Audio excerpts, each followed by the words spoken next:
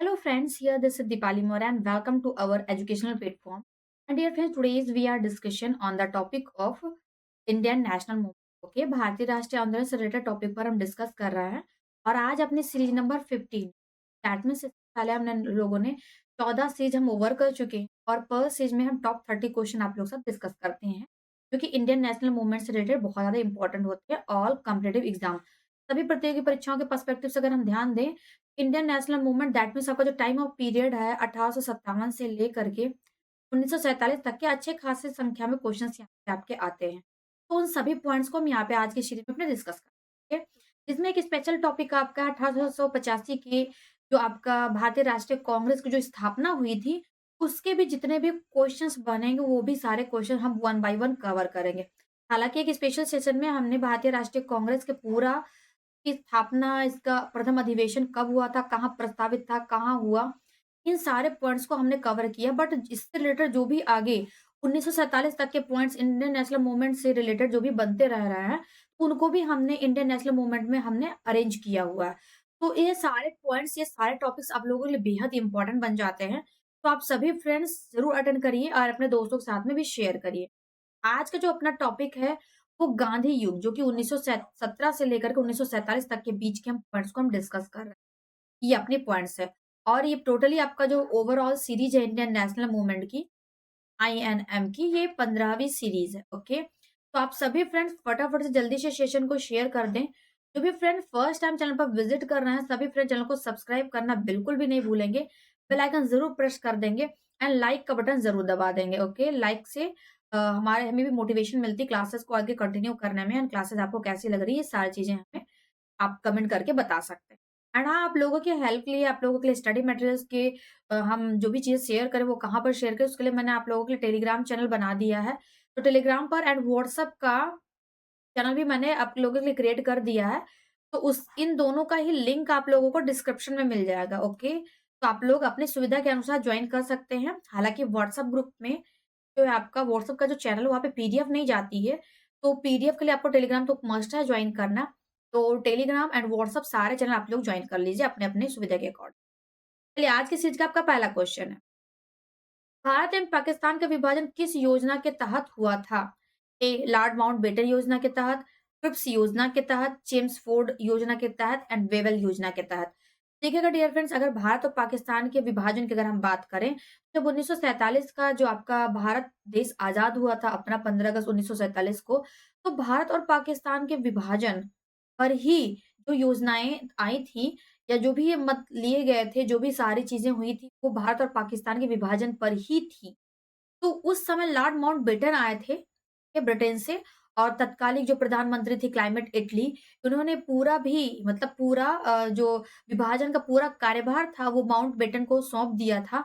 तो Lord Mountbatten ने 3 जून 1947 को ये योजना लेकर के आई और इस योजना के तहत भारत और पाकिस्तान जो है विभाजित होने की कगार पर आ गया और वो आपका 15 अगस्त 1947 को आप उसको देख सकते हैं। ठीक है, तो राइट आंसर आपका क्या हो जाएगा? लॉर्ड माउंटबेटन योजना के तहत। क्लियर है? चलते हैं नेक्स्ट। महात्मा गांधी की हत्या कब हुई थी? महात्मा गांधी की हत्या कब और किसने की थी? एक बड़ा सवाल बन करके आता है, बहुत ज्यादा इंपॉर्टेंट है। 30 जनवरी 1947 को, 30 जनवरी 1948 को, 30 जनवरी 1946 को या फिर 30 जनवरी 1949 को। देखिएगा डियर फ्रेंड्स, अगर यहाँ पे हम बात करें तो इनकी जो मृत्यु हुई थी वो 30 जनवरी 1900 कब को हुई थी? 48 को हुई थी, जो कि ऑप्शन आपका क्या हो जाएगा? बी। और किन्होंने की थी? तो एक जो थे नाथूराम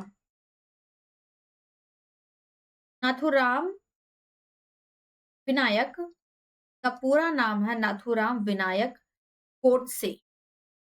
नाथूराम गोडसे भी हालाँकि इनको शॉर्ट फॉर्म में बोला जाता है। इन्होंने इनकी मतलब 30 जनवरी 1948 को इनकी क्या कर दी? हत्या कर दी। नाथूराम गोडसे जो थे एक हिंदू राष्ट्रवादी एंड परोपकारी नेता थे हालाँकि, ठीक है? तो उन्होंने नई दिल्ली में, कहाँ पर डियर फ्रेंड्स? नई दिल्ली में, न्यू दिल्ली में इनकी क्या कर दी? हत्या कर दी थी गोली मार करके। कहाँ पर? सीने में 3 बार गोलियाँ मारी थी। ये भी हो सकता है इंटरनल क्वेश्चन अगर पूछा जाए तो बने। सीने में कितनी बार गोलियाँ मारी? 3 बार। तो राइट आंसर आपका ऑप्शन नंबर बी। बढ़ते अपने अगले क्वेश्चन के तौर पर। और अपना अगला क्वेश्चन है, भारत कौन सा भारतीय स्वतंत्र अ, भारत का प्रथम गवर्नर जनरल बना? अब देखिएगा, यहाँ पे एक तो स्वतंत्र भारत, ठीक है, अगर स्वतंत्र भारत का पूछा जाए, स्वतंत्र भारत का पहला गवर्नर जनरल अगर क्वेश्चन आपका इतना पूछा जाता है, तो यहाँ पे आपका माउंट बेटन आएगा। बेटन आएगा, लॉर्ड माउंट बेटन आएगा, जो कि आपके 1947 से 1948 तक भारत में रहे, भारत के गवर्नर जनरल रहे। लेकिन अगर यहाँ पे लग जाता आपका भारतीय, तो भारतीय कौन था? तो भारतीय आपके सी राजगोपालाचारी जी थे। ओके, तो यहाँ पर एक आपका अल्टरनेट क्वेश्चन निकल करके आ जाता है कि स्वतंत्र भारत का पहला गवर्नर जनरल, तो ये आपका एक इसी में से सेम क्वेश्चंस में से निकल करके आ जाता है, तो आपका हो जाएगा लॉर्ड माउंट बेटन। लेकिन भारतीय पूछ लिया जाता है तो सी राजगोपालाचारी आपके यहाँ पर हो जाएंगे। ठीक है, अब इसके साथ ही साथ एडिशनल क्वेश्चन अगर हम देखते हैं, लॉर्ड विलियम बेंटिक जो थे, मैं शॉर्ट फॉर्म लिख देती हूँ, बेंटिक। लॉर्ड विलियम बेंटिक जो थे डियर फ्रेंड्स, ये बंगाल के अंतिम गवर्नर जनरल थे। साथ ही साथ जो भी एडिशनल डाटा होगा वो हम कलेक्ट करेंगे। बंगाल के अंतिम अंतिम और भारत के पहले, और भारत के पहले क्या थे? गवर्नर जनरल थे। गवर्नर जनरल थे। किनकी बात हो गई? ये तो लॉर्ड विलियम बेंटिक की बात हो गई। अब सेकेंडली अगर हम कैनिंग की बात करें, कैनिंग की बात करें, तो जो कैनिंग था डियर फ्रेंड्स, ये भारत का अंतिम गवर्नर जनरल और प्रथम वायसराय था।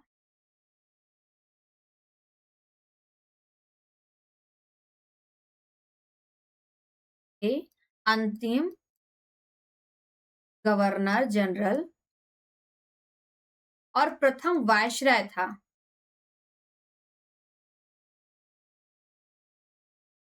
वायसराय। एक डियर फ्रेंड्स, ये कुछ एडिशनल डाटा आप लोग याद कर सकते हैं।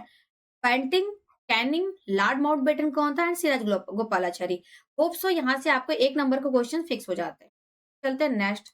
अब हम बात करते हैं डियर फ्रेंड्स, यहाँ पे कायदे आजम किसे कहा जाता है? मोहम्मद अली जिन्ना को, भगत सिंह को, महात्मा गांधी जी को, या फिर आपके जवाहरलाल नेहरू जी को? तो यहाँ पर आपका राइट आंसर हो जाएगा मोहम्मद अली जिन्ना को।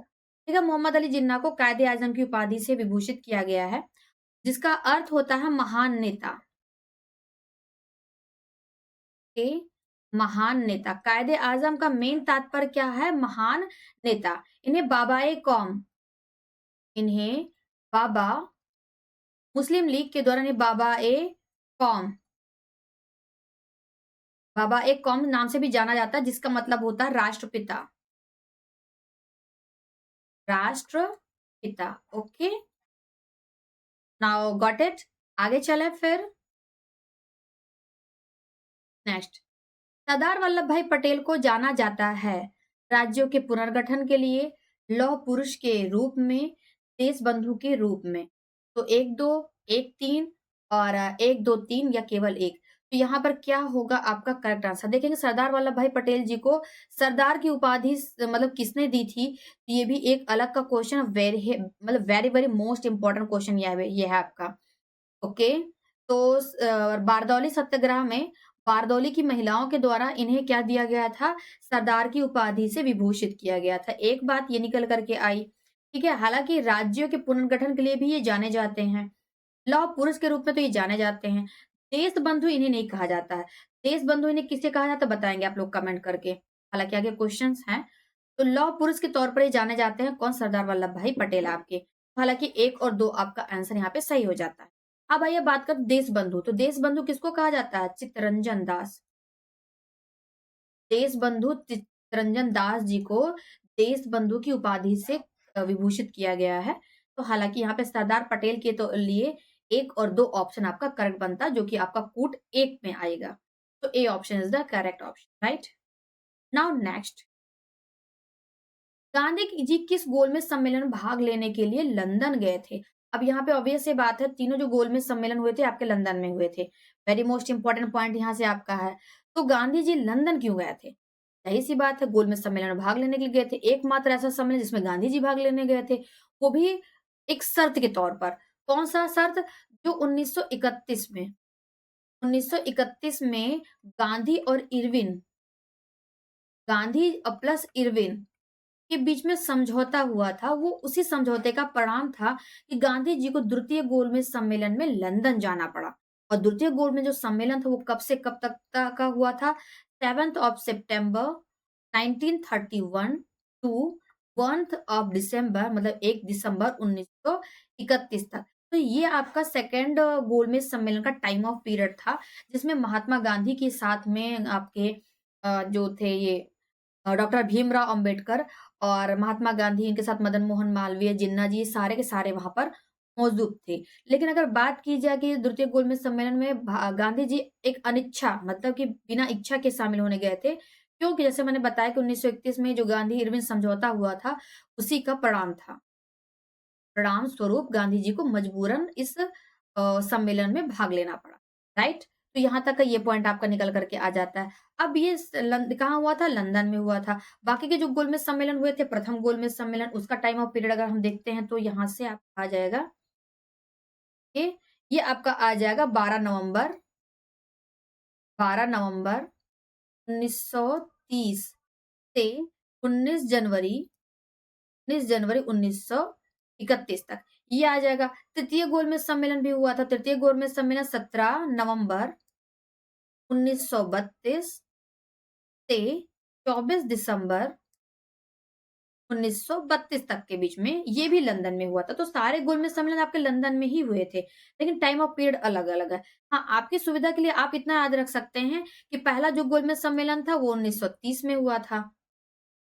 ठीक है? दूसरा जो गोलमेज सम्मेलन हुआ था वो 1931 में हुआ था।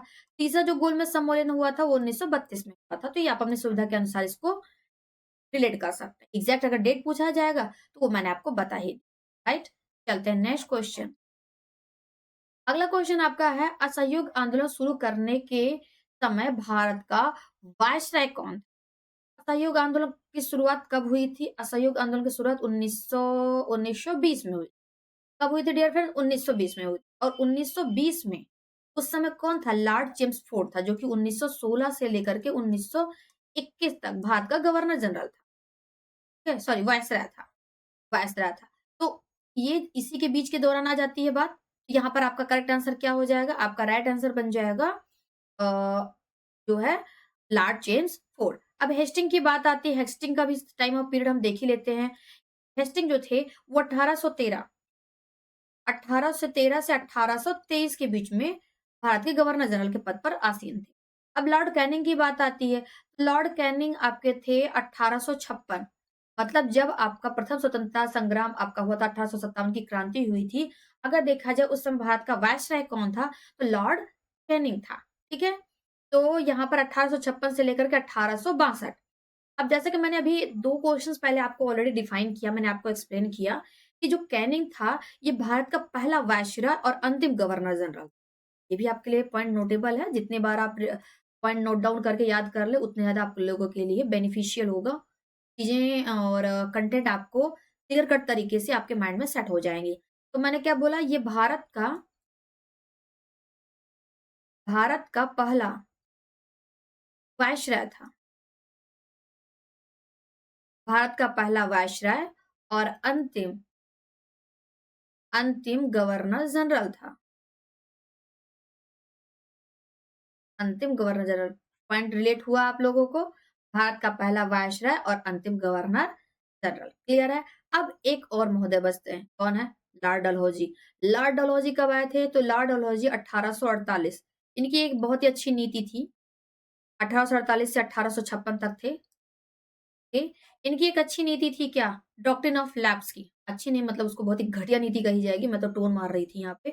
तो हालाँकि इन्होंने एक डॉक्ट्रिन ऑफ लैप्स डलहौजी ने नीति अपनी लागू की थी, जिसे हम राज्य हड़प की नीति कही जाती है। 1857 की क्रांति के दौरान उसके पहले लॉर्ड डलहौजी ने क्या किया था, एक डॉक्ट्रिन ऑफ लैप्स की नीति लागू कर दी थी। मतलब जिस भी राज्य के, जिस किसी भी रियासत के खुद का एक राजा के खुद का कोई पुत्र नहीं होगा, तो वो जो रियासत होगी या वो जो राज्य होगा, वो उस राजा के बाद अंग्रेजी सत्ता में विलीन हो जाएगा, ऐसा इन्होंने लागू कर दिया था। मतलब कोई भी राजा अपनी स्वेच्छा से कोई भी दत्तक पुत्र को या अपने किसी सगे-संबंधी को या अपने किसी राज्य के व्यक्ति को या अपने किसी पारिवारिक व्यक्ति को राजा घोषित नहीं कर सकता। वो पूरी सत्ता किसके अधीन हो जाएगी? सरकार के अधीन हो जाएगी, ब्रिटिश सत्ता के अधीन हो जाएगी। ये इनकी नीति थी, राज्य हड़प की नीति। और इसी के तहत सतारा और उदयपुर बहुत सारे राज्य इन्होंने क्या कर लिए थे, अपने अधीन मिला भी लिए हुए, ठीक है? इनके समय की एक थोड़ी-सी अच्छी बात कही जा सकती है, इन्होंने रेलवे, ठीक है? इनके काल में सबसे पहले रेलवे की शुरुआत हुई थी। रेल की जो है भारतीय रेल की शुरुआत इन्हीं के समय में हुई थी, ये इनके बाद में बात हुई थी मतलब इनके काल में और इसी के लिए इन्हें आधुनिक भारत के निर्माता के तौर पर जाना जाता है। कि अगर ब्रिटिश सत्ता में पूछा जाए तो आधुनिक आधुनिक भारत के निर्माता आधुनिक भारत के निर्माता के रूप में इनको क्या होता है जाना जाता है। ओके? और ये इन्होंने एक और अच्छा काम किया था, लोक निर्माण विभाग की स्थापना भी की थी। लोक निर्माण विभाग मतलब काफ़ी कुछ कुकर्म भी किए, साथ-साथ में कुछ अच्छे कर्म भी किए। ओके? तो संस्थापक भी ये रहे, लोक निर्माण विभाग के संस्थापक भी ये रहे। तो किए कुछ ही अच्छे कार्य। फिलहाल के तौर पर हमारा जो particular according to the question right answer हमारा बनेगा, वो आपका option number D, Lord James Ford. Lord James Ford कब से कब तक? तो ये थे आपके 1916। मतलब मैंने यहाँ कहाँ लिखा? लिखा तो पहले ही था बट यहाँ पे कैनिंग को ये रिलेट नहीं करेगा। मैं इसको यहाँ पे थोड़ा-सा अच्छे से एडजस्ट कर दूँ ताकि बाद में आप लोग अगर पीडीएफ से रिवाइज़ करें तो आप लोगों को किसी प्रकार की कन्फ्यूज़न ना हो। ओके? तो यहाँ पे आपका जो चाहिए थे 1916 से लेकर के 1921 वो यहाँ पे आपका असहयोग आंदोलन होप सो सारे जो भी एक्स्ट्रा हम चीज़ें डिस्कस कर रहे हैं वो आप लोगों को क्लियर हो रहे होंगे। नाउ नेक्स्ट भारतीय स्वतंत्रता आंदोलन के दौरान चर्चित पुस्तक इंडिया फॉर इंडियंस के लेखक कौन थे? हालाँकि अगर कहीं भी आप लोगों को कन्फ्यूज़न होती है तो आप कमेंट बॉक्स में कमेंट करके अपने कन्फ्यूज़न को दूर कर सकते हैं, हम तुरंत रिप्लाई करेंगे आप लोगों को। तो इंडिया फॉर इंडियंस के लेखक कौन है? पंडित जवाहरलाल नेहरू, सरदार पटेल, चित्तरंजन दास चित्तरंजन दास एंड मोतीलाल नेहरू। अब आइए बात करते हैं अगर हम पीटी नेहरू की। पीटी नेहरू ने जो पुस्तक लिखी थी कौन-सी थी? डिस्कवरी ऑफ इंडिया बहुत ज़्यादा फेमस पुस्तक थी इनकी, डिस्कवरी ऑफ इंडिया। ओके, इसको बहुत अच्छे तरीके से रिलेट कर लीजिएगा, अभी आगे फिर है, ठीक है? और भी किताबें हैं, उनके साथ-साथ फिर आपको पीटी नेहरू की किताब मिलेगी, जिसके लिए आपको याद रख लेना है, ठीक है? एक और बहुत ही फेमस व्यक्तित्व हैं आपके महात्मा गांधी जी, बार-बार घूम फिरा कर के पूछे ही जाते रहते हैं, Gandhi ji.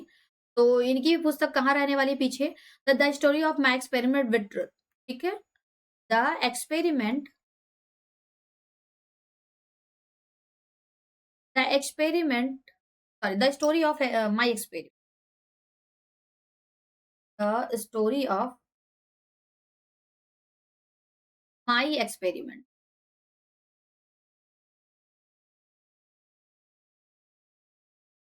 Experiments with truth,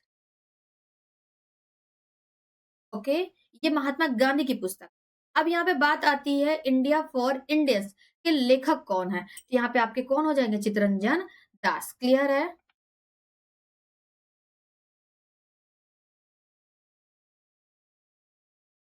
okay, चलते हैं। साथ ही साथ कुछ और किताबों के नाम हम लगे हाथ और उसको भी हम एडजस्ट कर ही लेते हैं मतलब देख ही लेते हैं। तो यहाँ पे अगर बात आएगी सत्यार्थ प्रकाश की जो कि बार-बार पूछा जाता रहता है। सत्यार्थ प्रकाश की। सत्यार्थ प्रकाश फटाफट से जिन्हें पता हो तो कमेंट करके बताइए एंड सरदार पटेल। सरदार पटेल की कौन-सी पुस्तक है? ओके, तो सत्यार्थ प्रकाश महर्षि दयानंद सरस्वती, दयानंद सरस्वती, ओके। अगर बात आती है सरदार पटेल जी की, सरदार वल्लभ भाई पटेल तो भारत विभाजन, नोट डाउन कर लीजिए फटाफट से इसको। भारत विभाजन, द्विराष्ट्र सिद्धांत जिसको कहा जाता है, द्विराष्ट्र सिद्धांत, वो ब्रैकेट में है two nation story, nation. Okay, तो ये किसकी है? ये दोनों किताबें आपकी इनकी हैं, और पीटी नेहरू की तो आपको पता ही चल गई, डिस्कवरी ऑफ इंडिया। क्लियर है? सरदार पटेल की यहाँ भी लिख सकते हैं। ओके, भारत विभाजन कर।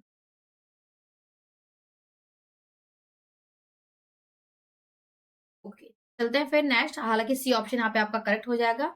नाउ नेक्स्ट, पंजाब के भूतपूर्व lieutenant general Michael O'Dwyer की हत्या किसने की थी? भगत सिंह ने, नथुराम गोडसे ने, उधम सिंह ने। तो इनकी हत्या कब करी गई थी? इनकी हत्या की थी 13 मार्च को, 13 मार्च 1940 को की थी। किसने की थी? उधम सिंह ने। कहाँ पर की थी? लंदन में की थी। किसने की थी? उधम सिंह ने की थी। कहाँ पर की थी? लंदन में की थी।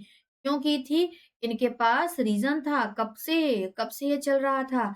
ये 1919 में जो जलियांवाला बाग हत्याकांड हुआ था, जिसके पूरी तरीके से कर्ता-धर्ता जनरल ओ डायर थे, वहीं की खुन्नस थी, वहीं का गुस्सा था, जो कि लगातार उधम सिंह के दिलो-दिमाग पर छाया हुआ था, बदले की भावना को लेकर के, और वो आखिर में इन्होंने पूरी ही कर दी लंदन में।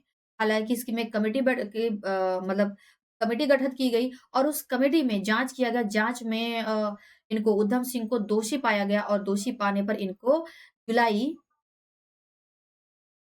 जुलाई 1940 में इनको फांसी की सज़ा दे दी गई। ठीक है? ओके, तो यहाँ पे आपका correct answer option number C आ जाता है। नाथूराम गोडसे ने किसकी हत्या की थी? एमके गांधी की थी। रीड करते हुए चलेंगे। गांधी जी की थी। किसने की थी? नाथूराम गोडसे ने की थी। और उधम सिंह ने किसकी की थी? जनरल ओ डायर की थी। क्यों की थी? क्योंकि 1919 में जो 13 मार्च 1919 को जलियांवाला बाग हत्याकांड हुआ था, उसके पूरे कर्ता-धर्ता जो है जनरल ओ डायर ही थे। मतलब इन्हीं रीज़न में। साइमन कमीशन का भारत आगमन किस वर्ष में हुआ था? देखिए, अगर साइमन कमीशन के विषय में अगर हम बात करें, तो ऑप्शन के तौर पर यहाँ पे आपको दिया जा रहा है।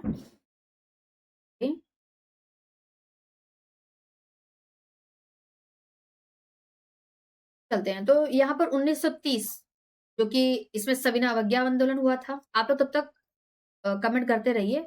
सविनय अवज्ञा आंदोलन हुआ था, दांडी मार्च और नमक सत्याग्रह भी इसी में ही स्टार्ट किया गया था। सविनय अवज्ञा आंदोलन। ओके, 1928 में ही साइमन कमीशन क्या था? भारत आया था। ओके, 1925 में कानपुर में आईएनसी इंडियन नेशनल कांग्रेस का अधिवेशन हुआ था, जिसमें सरोजिनी नायडू ने भाग लिया था। मतलब अध्यक्षता की थी। सरोजिनी नायडू ने सरोजिनी नायडू ने अध्यक्षता की थी, और ये प्रथम भारतीय महिला थी इंडियन नेशनल कांग्रेस की अध्यक्षता करने वाली। इसके पहले 1917 में डॉक्टर एनी बेसेंट ने इसकी अध्यक्षता की थी, जो कि प्रथम महिला थी। लेकिन प्रथम भारतीय महिला अगर पूछा जाए तो 1925 के कानपुर के अधिवेशन में सरोजिनी नायडू ने की थी पहले इंडियन नेशनल कांग्रेस की अध्यक्षता। 1919 में आपका क्या हो जाएगा? वही आपका जलियांवाला बाग हत्याकांड, या फिर रोलेट एक्ट के लिए आप इसको याद कर सकते हैं। ये जलियांवाला कांड हुआ था, और साथ ही साथ रोलेट एक्ट से गांधी जी ने काला कानून कहा था। इसके लिए आप 1919 को याद रख सकते हैं। अब साइमन कमीशन की बात आती है, तो साइमन कमीशन 1927 में बना। ये 1927 में बना, और 1928 में भारत आया। इसका विरोध बहुत तेजी से किया भारत में। क्यों किया गया? कि इसमें 7 सदस्य ब्रिटिश सदस्य थे, मतलब 7 ब्रिटिश सदस्य थे। ब्रिटिश सदस्य थे। में कोई भी भारतीय व्यक्ति नहीं था, ना ही हिंदू, ना ही मुस्लिम। इसलिए यहाँ पर एकजुटता दिखाई गई भारतीयों के द्वारा, चाहे वो नरम दल के हों, गरम दल के हों, हिंदू हो, मुस्लिम हो, सबके द्वारा साइमन कमीशन का एकजुट होकर के विरोध किया गया, और साइमन गो बैक के नारे लगाए गए। जैसे ही साइमन जो है भारत में आया, साइमन कमीशन भारत में आया, और काले झंडे दिखा करके इसे गो बैक के लिए जो है रवाना किया गया। तो ये आपका पॉइंट क्लियर हो जाता है। ऑप्शन नंबर बी यहाँ पे आपका करेक्ट। नाउ नेक्स्ट, भारतीय कम्युनिस्ट पार्टी का अस्तित्व किस वर्ष में आया? भारतीय कम्युनिस्ट पार्टी का अस्तित्व किस वर्ष में आया? 1912 में, 1915 में, 1918 में या फिर 1925 में? देखा डियर फ्रेंड, कम्युनिस्ट पार्टी का जो गठन था वो कहाँ पर हुआ था? कानपुर में हुआ। अब आपको थोड़ा-सा कुछ याद आ रहा होगा, कानपुर में कौन-सा अधिवेशन हुआ था इंडियन नेशनल कांग्रेस का? सरोजिनी नायडू जी नायडू जी ने अध्यक्षता की थी प्रथम भारतीय महिला के तौर पर, और प्रथम पार्टी सम्मेलन भी यही हुआ था आपका कम्युनिस्ट पार्टी का। तो कब हुआ था ये? 1925 में। होप सो आपने गेस कर ही लिया होगा। इसके जो पहले आपके सचिव थे, एस वी घाटे, इसके क्या थे पहले? महासचिव। पहले महासचिव के तौर पर ये क्या होते हैं? ये जाने जाते हैं, और अक्टूबर 1920 में ताशकंद में भारतीय कम्युनिस्ट पार्टी का गठन किया गया। ताशकंद में 1920 में इसका गठन किया, मतलब शुरुआत कर दी गई थी, लेकिन ये अस्तित्व में कब आया था? ये आपका 1925 में। होप सो सारे पॉइंट्स क्लियर हो गए होंगे। डी ऑप्शन, मतलब इसका गठन, भारतीय जो कम्युनिस्ट पार्टी का गठन ताशकंद में 1920 में ही कर दिया गया था। ओके, लेकिन ये पब्लिकली इस अस्तित्व में कब आया? 1925 में। महात्मा गांधी के राजनीतिक गुरु थे मदन मोहन मालवीय, बाल गंगाधर तिलक, लाला लाजपत राय, गोपाल कृष्ण गोखले। ओके, तो महात्मा गांधी जी के जो राजनीतिक गुरु थे वो कौन थे? गोपाल कृष्ण गोखले थे। गोपाल कृष्ण गोखले भारत में उदारवादी राजनीति के समाज सुधारक के तौर पर जाने जाते हैं, तो कहा जा सकता है ये उदारवादी दल के थे। ये उदारवादी क्या थे? एक नेता थे। ओके, जो कि 1907 में 1907 में सूरत विभाजन के बाद में ये अस्तित्व में आए। मतलब इन्होंने उदारवादी दल जो है ग्रहण कर लिया था। कई वर्षों तक ये महात्मा गांधी के राजनीतिक गुरु के तौर पर जाने जाते थे। चलेगा, नेक्स्ट है आपका अ, सारे जहां से अच्छा हिंदुस्तां हमारा के रचनाकार कौन है? रविन्द्रनाथ टैगोर एंड आपके रहमत अली या भगत सिंह। तो कौन है यहाँ पे? राइट आंसर बताएंगे आप लोग।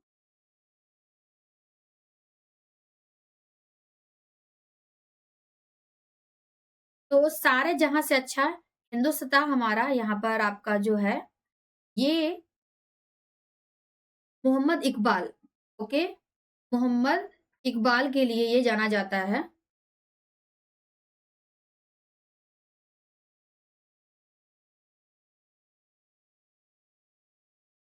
चलते हैं, तो यहाँ पे डियर फ्रेंड्स अगर रविन्द्रनाथ टैगोर को देखेंगे, रविन्द्रनाथ टैगोर, ओके, रविन्द्रनाथ टैगोर ने राष्ट्रगान की रचना की थी। ओके, राष्ट्रगान जन गण मन की जो रचना थी वो रविन्द्रनाथ टैगोर ने की थी, और इसको भारतीय संविधान में 24 जनवरी 1950 को क्या किया गया था? स्वीकार किया गया था, जिसे पहली बार 27 दिसंबर 1911 के कांग्रेस अधिवेशन, कलकत्ता के कांग्रेस अधिवेशन में क्या किया गया था? ये गाया गया था। और उसके बाद 1912 में, ओके, अगर उसके बाद बात की जाए 1912 में तत्वबोधिनी में इसको प्रकाशित किया गया, और भारत भाग्य विधाता के शीर्षक से इसको रिलीज किया गया था।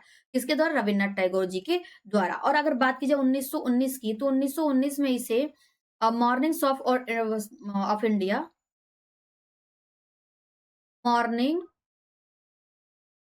सॉन्ग ऑफ इंडिया, मतलब इंग्लिश में भी इसका अनुवाद क्या किया गया था? किया गया था।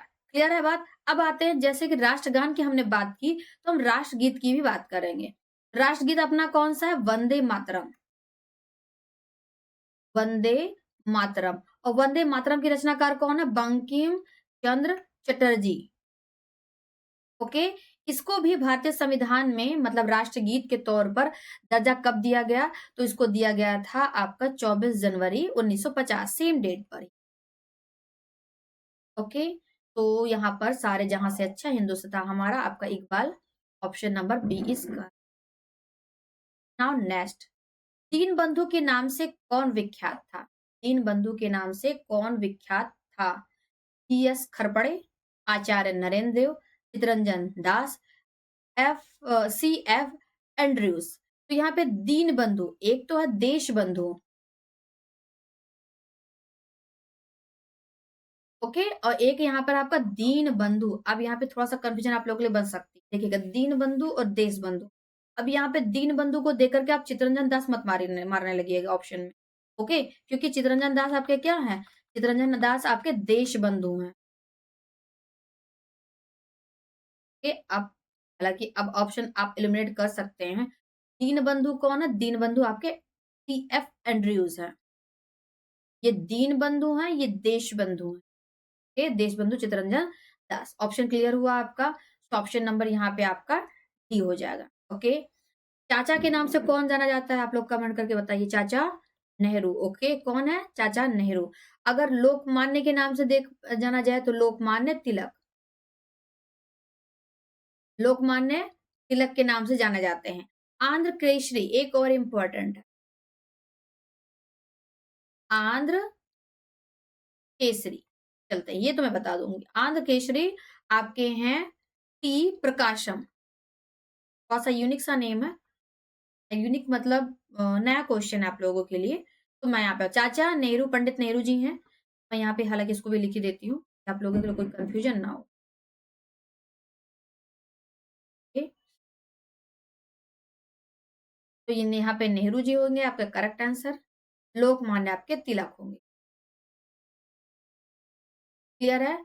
तो Andrews Deenbandhu, Chittaranjan Das Deshbandhu. Now next, my experiment with truth. अभी थोड़ी देर पहले मैंने आपको बताया ही था लिख करके। कौन है? महात्मा गांधी, एम के गांधी जी हैं। एम के गांधी जी आपके my experiment with truth, okay, जो कि 1921 में इन्होंने लिखी। 1921 में मौलाना अबुल कलाम आजाद ने, मौलाना अबुल कलाम आजाद ने कौन से? India wins freedom, okay, discovery of India, Lala Lajpat sorry Jawaharlal Nehru ji ने। ऑप्शन नंबर यहाँ पे आपका डियर फ्रेंड्स ए हो जाएगा। क्लियर है? चलते हैं नेक्स्ट, क्रमानुसार व्यवस्थित कीजिए। साइमन कमीशन भारत कब आया था? तो साइमन कमीशन 1927 में बना। 7 सदस्यीय ब्रिटिश सदस्य इसमें शामिल थे, जिसके लिए अपने इंडिया में इसका पूरा तरीके से विरोध किया गया, क्योंकि इसमें कोई भी भारतीय शामिल नहीं था, तो इसलिए इसका विरोध किया गया। और ये भारत कब आया था? 27 में बना और 28 में आया था। असहयोग आंदोलन 1920, पूना पैक्ट 1932, गांधी इरविन समझौता 1961। अब यहाँ पे व्यवस्थित कीजिए क्या क्रमानुसार। तो सबसे पहले तो आपका आ जाएगा असहयोग आंदोलन, राइट? उसके बाद में आपका हो जाएगा 1 नंबर, जिसमें आपका साइमन कमीशन भारत आया था। नेक्स्ट आपका गांधी इरविन आपका समझौता हुआ था एंड 10 आपका तीसरे नंबर पे पूना पैक्ट। 2143 आपका D option correct. Any issue की बता सकते। दांडी यात्रा में गांधी जी ने कितनी दूरी तय करके नमक कानून का विरोध किया? डियर फ्रेंड्स, यहाँ पे 12 मार्च 1930 को गांधी जी ने 6:30 सायंकाल, ठीक है, से अपनी दांडी यात्रा जो थी वो प्रारंभ की थी। कहाँ से? अपने यहाँ से, मतलब अपने आश्रम से। और इसमें कितने लोग शामिल थे? 18 सदस्य, 18 व्यक्ति थे, 18 स्वयंसेवक संघ थे। 18 स्वयंसेवक व्यक्ति थे। इन्होंने यहाँ से लेकर के 5 अप्रैल 1930 तक दांडी एक गाँव है समुद्र के तट पर, वहाँ तक के लिए इन्होंने स्टार्ट करी। ये जो पूरी यात्रा थी इनकी, ये पूरी यात्रा इनकी 241 माइल की थी। 241 किलोमीटर तक की यात्रा थी। ओके, और स्वयंसेवक लोग यहाँ पर 5 मार्च को पहुँचे और समुद्र के किनारे जो बचे हुए जो नमक थे, उनको उठाया और नमक कानून का पूरी तरीके से विरोध करके उसको समाप्त करने की घोषणा की। ठीक है? सो यहाँ पे बी ऑप्शन आपका करेक्ट हो जाएगा। नाउ नेक्स्ट, गांधी जी ने किस कानून को काला कानून कहा था? अभी स्टार्टिंग में मैंने आपको बताया हुआ था। कौन-सा था? रॉलेट एक्ट, जो कि कब आया था? 1919 में आया था। मॉन्टेग्यू घोषणा भी आपकी 1900 कब में हुई थी? 1919 में ही हुई थी, मॉन्टेग्यू घोषणा। ओके, हंटर आयोग 1882 में आया था। कम्युनल अवार्ड 1925 की बात है। ओके, तो यहाँ पे सारी चीजें आपकी टू द पॉइंट आपकी। चलते हैं नेक्स्ट, ऑप्शन नंबर ए।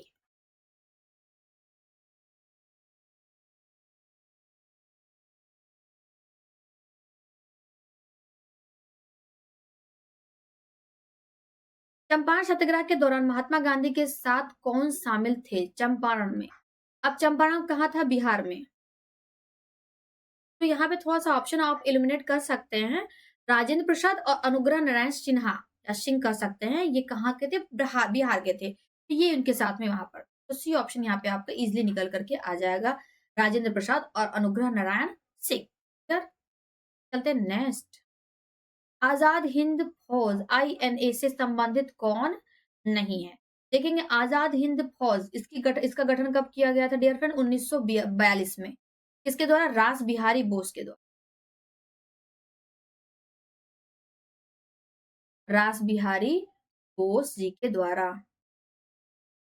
ये रास बिहारी बोस के द्वारा 1942 में जो है इसका गठन किया गया था, भारत की स्वतंत्रता के फेवर में। ओके, इसके बाद अगर कहा जाता है कि आजाद हिंद फौज की जो स्टार्टिंग थी शुरुआती दौर में, इसका मतलब सबसे पहले जिक्र किसने किया था? तो मोहन ने किया था।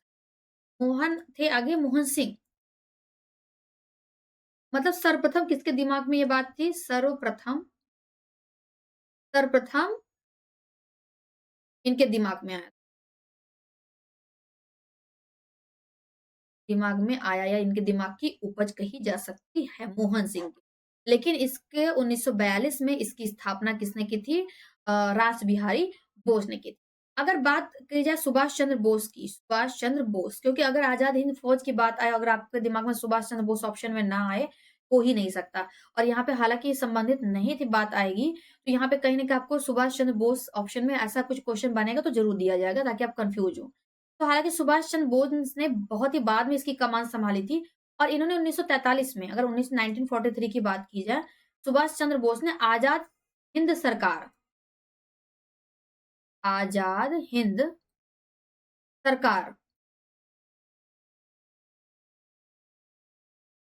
सरकार नाम से स्थापना की थी। कहां पर? सिंगापुर में।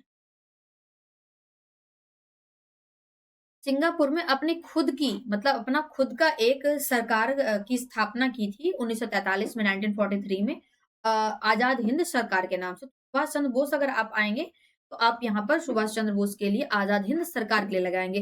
हालांकि ये चीजें बाद में मर्ज कर दी गई थी आजाद हिंद फौज को, और बाद में इन्होंने इसकी कमान उठा ली थी, वो चीजें बाद में है। ओके, तो रास बिहारी बोस ने हालांकि इसमें जापान में इसकी स्थापना की थी, out of India, Azad Hind फौज की, और इसमें काफी सारे लोग जो भारत के बाहर थे, वो सारे के सारे लोग इसके क्या हो गए थे? जुड़ गए थे। ओके, नेक्स्ट, तो यहाँ पर आपका इसमें से 50 नंबर क्वेश्चन में कौन इसमें शामिल नहीं था? हालांकि ये आपका मेन क्वेश्चन हो जाएगा, तो सीआर दत्त इसमें शामिल नहीं थे। बाकी क्या है, गुरदयाल सिंह ढिल्लो, शाहनवाज खां, जनरल मोहन सिंह, तो ये सारे के सारे शामिल थे। जैसे मैंने मोहन सिंह के बारे में बताया, तो सबसे पहले इन्हीं के दिमाग की उपज थी। ठीक है, बाकी स्थापना इन्होंने रास बिहारी बोस जी ने। चलते हैं, स्वराज पार्टी की स्थापना किस वर्ष की गई थी? अब 1919 में, 1922 20 में, 1922 में, या 1923 में? तो चलते हैं यहाँ पे एक-एक करके सारे हम क्वेश्चंस को सॉर्ट आउट करते हैं। तो यहाँ पे डियर फ्रेंड 1919 में आपका जलियांवाला बाग हत्याकांड हुआ था, रोलेट एक्ट। 1920 में जो था आपका खिलाफत आंदोलन, या आप असहयोग आंदोलन के लिए जान सकते हैं इसको। क्लियर है? 1922 में चौरा-चौरी हत्याकांड हुआ था, ठीक है? जो कि 1922 में हुआ था। अब बात आती है आपके 1923 की, जिसमें स्वराज पार्टी की स्थापना हुई थी, जिसमें आपके मोतीलाल नेहरू और चित्तरंजन दास जी शामिल थे। क्लियर है?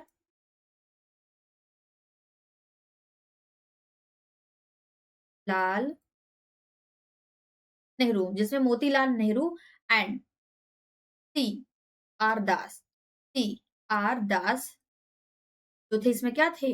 शामिल थे। शुरुआती दौर पर इसका जो गठन हुआ था, वो कांग्रेस खिलाफत स्वराज पार्टी के नाम पर हुआ था।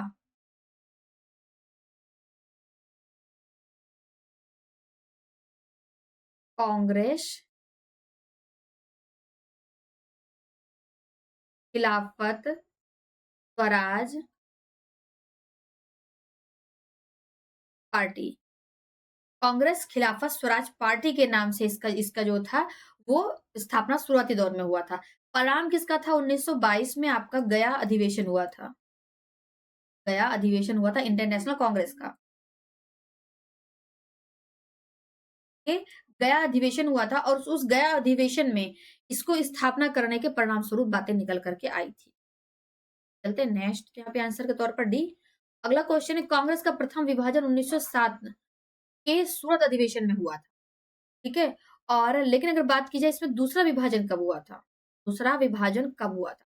1907 में सूरत में इंडियन नेशनल कांग्रेस का विभाजन कर दिया गया जिसमें कांग्रेस जो थी वो 2 भागों में बँट गई थी। एक नरम जिसे हम उदारवादी कहते हैं और एक गरम जिसे हम उग्रवादी कहते हैं। ठीक है? इन 2 भागों में बँट गई। लेकिन दोबारा से इसका पैचअप कर दिया गया 1916 में जब अ, उनके एनी बेसेंट के अध्यक्षता में के बाद में नहीं, होम रूल लीग जब की स्थापना हुई थी, तो उसी के दौरान ठीक है, 1916 में जब लखनऊ अधिवेशन हुआ था, लखनऊ अधिवेशन और उस लखनऊ अधिवेशन में इनका पैचअप करा दिया गया था। लेकिन बाद में जो थे तिलक जी थे जो थे वो कहाँ चले गए थे? बाल गंगाधर तिलक जी ब्रिटेन चले गए थे और उन्हीं की अध्यक्षता में 1918 का दिल्ली का अधिवेशन होना था, इंडियन नेशनल कांग्रेस का, जिसमें ये उपस्थित नहीं हुए और कुछ मतभेद हुए आपसी लोगों में और इनकी अध्यक्षता समाप्त कर दी गई तिलक की और अध्यक्षता संभाली संभाली किसने? मदन मोहन मालवीय ने। मालवीय जी ने अध्यक्षता संभाली और दोबारा से कांग्रेस में फूट पड़ गई। ओके? और यहाँ पर बातें निकल कर के आई कि जो रीज़न था, वो रीज़न यही था कि तिलक कहीं न कहीं ब्रिटेन चले गए। उन्होंने अध्यक्षता सँभाली नहीं, अब अध्यक्षता सँभालेगा कौन? तो इन सब चीज़ों को लेकर के उसी पे बात उठी और काफ़ी सारी बातें और निकल कर के आई, जिसके तहत ये हो गया कि इन्हें जो है इन दोनों विभागों को फिर से बाँट दिया गया, आपसी मतभेद के कारण। हालाँकि उग्रवादी नेता थे ही, तो उन सभी चीज़ों को लेकर के यहाँ पे बातें उठी। ये ऑप्शन है सॉरी, ये ऑप्शन यहाँ पे हाँ, दिल्ली यहाँ पे हालाँकि थोड़ा-सा ऊपर-नीचे है, कोई बात नहीं। दिल्ली आपका करेक्ट आंसर। किसी लोकप्रिय नाम लाल कुर्ती कमीजों के नाम से जाना जाता है। मैंने आपको स्टार्टिंग में ही जब मैं सेशन स्टार्ट किए थे मैंने, तो वहाँ पे मैंने आपको बताया था खान अब्दुल गफ्फार खान के बारे में, ठीक है? खान अब्दुल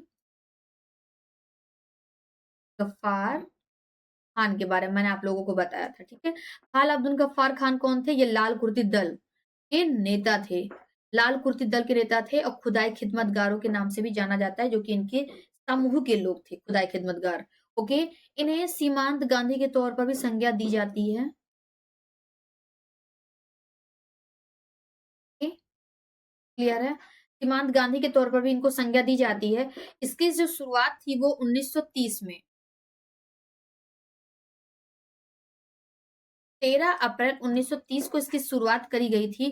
किसके समर्थन में? गांधी जी ने एक आंदोलन चलाया था उस समय 1930 में। कौन-सा आंदोलन था वो? सविनय अवज्ञा आंदोलन था। सविनय अवज्ञा आंदोलन जो कि गांधी जी के द्वारा चलाया जा रहा था। तो खुदाई खिदमतगारों ने इनके समर्थन में अपना जो समूह था, इनका जो खुद का जो समूह था खान अब्दुल गफ्फार खान जी का, इन्होंने अपने दल को इनके दल के समर्थन के तौर पर खड़ा कर दिया।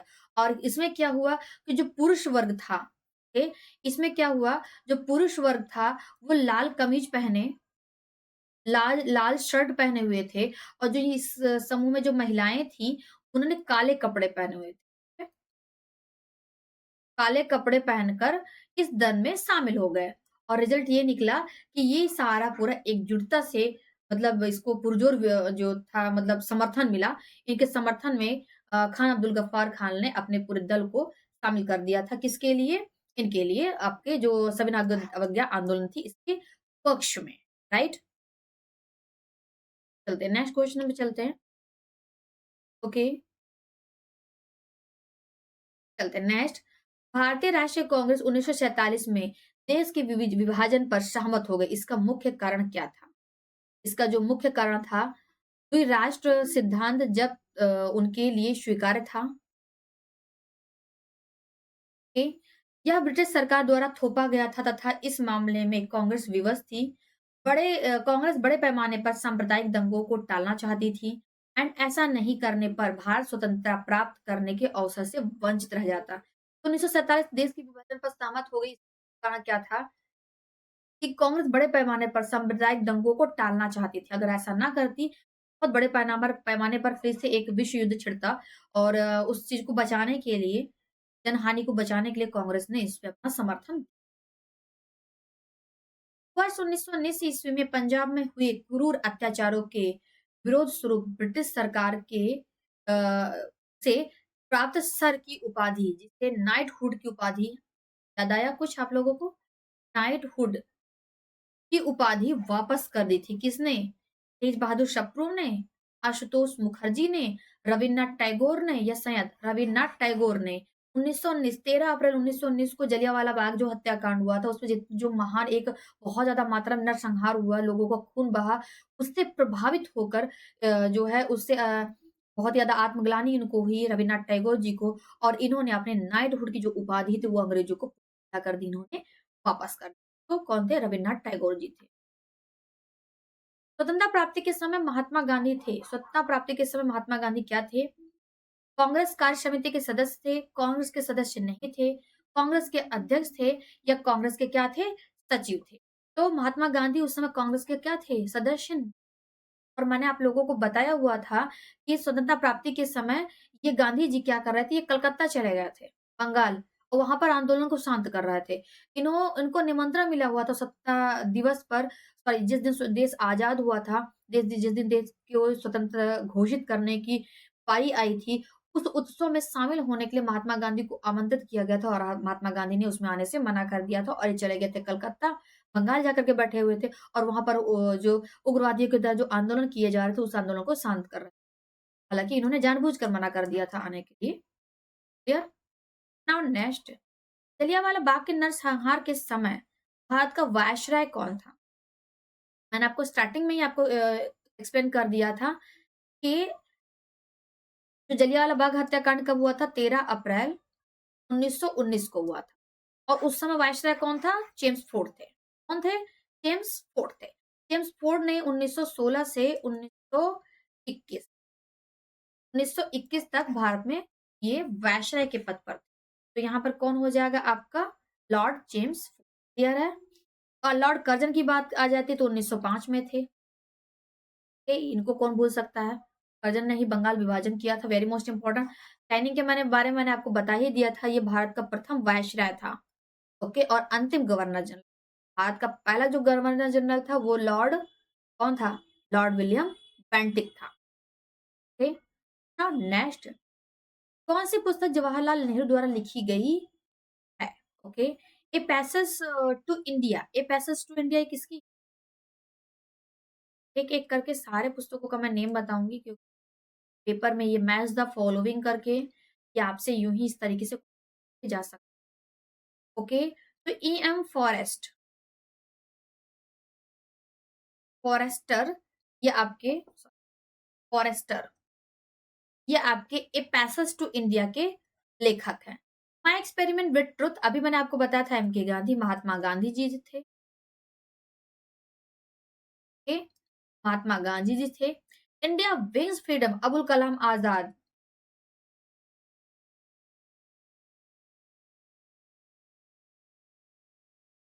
Okay, now discovery of India, right answer. Nehru report को अंतिम रूप से अगस्त 1928 में आयोजित सर्वदलीय सम्मेलन में स्वीकार किया गया था। इस सम्मेलन की अध्यक्षता किसने की थी? मोतीलाल नेहरू ने, महात्मा गांधी ने, जवाहरलाल नेहरू ने, या डॉक्टर अंसारी ने? ओके, तो यहाँ पर आपका करेक्ट आंसर क्या निकल करके आएगा?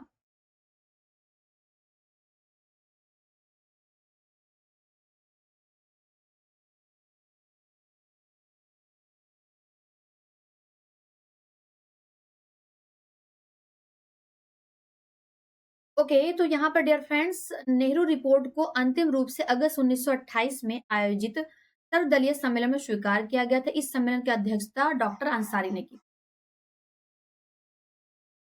चलते नेक्स्ट क्वेश्चन पे चलते हैं।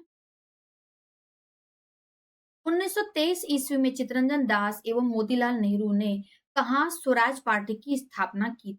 ये तो मैंने अभी आपको 2-4 क्वेश्चन पहले मैंने आपको स्वराज पार्टी की स्थापना का पर्पज़ क्या था, सारी चीज़ें मैंने आपको बता ही दी थी। बट यहाँ पे एक चीज़ मैंने हाइड कर रखी थी, जो कि इलाहाबाद में हुई थी, जो आपका ऑप्शन नंबर बी आ जाए। क्लियर है? तो डियर फ्रेंड्स, ये था आज का आपका सेशन कैसा लगा हमें कमेंट करके ज़रूर बताइएगा एंड हाँ, वीडियोज़ को लाइक करना एंड कमेंट करना बिल्कुल नहीं भूलेंगे। अपने दोस्तों साथ में अधिक से अधिक दोस्तों को शेयर करेंगे ताकि अपने क्लास की कनेक्टिविटी बढ़ेगी एंड अपने सभी लोग साथ में जॉइन करेंगे। ओके? सब्सक्राइब कर लेंगे जो भी नए फ्रेंड्स विज़िट कर रहे हैं एंड हाँ, आप लोगों के लिए मैंने जो भी स्टडी मटेरियल्स होगी वो सारी चीज़ें मैं आप लोगों को अपने Telegram channel and WhatsApp channel पर प्रोवाइड करा दूँगी। तो आप लोग डिस्क्रिप्शन से लिंक उठा करके उसको जॉइन कर सकते हैं। एंड इंडियन पॉलिटी की जो भी क्लासेस मैंने ऑर्गेनाइज़ की है वो सारी क्लासेस को आप लोग जॉइन करेंगे। मिलते हैं नेक्स्ट सेशन में। Thank you so much. Have a nice night.